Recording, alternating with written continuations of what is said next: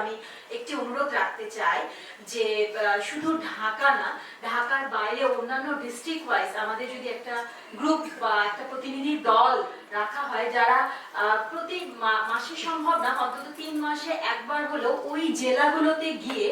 এই মাদক নিয়ে বা মানসিক স্বাস্থ্য নিয়ে আলোচনা করুক এবং ওই দলটাকে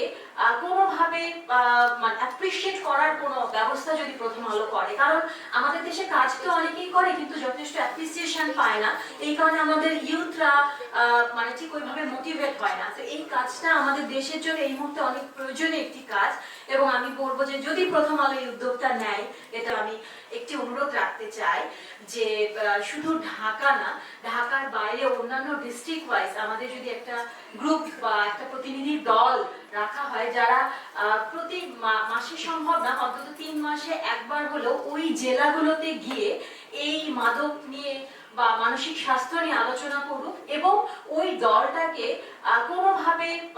মানে অ্যাপ্রিসিয়েট করার কোনো ব্যবস্থা যদি প্রথম আলো করে। কারণ আমাদের দেশে কাজ তো অনেকেই করে কিন্তু যথেষ্ট অ্যাপ্রিসিয়েশন পায় না, এই কারণে আমাদের ইউথরা মানে ঠিক ওইভাবে মোটিভেট হয় না। তো এই কাজটা আমাদের দেশের জন্য এই মুহূর্তে অনেক প্রয়োজনীয় একটি কাজ এবং আমি বলবো যে যদি প্রথম আলো এই উদ্যোগটা নেয়।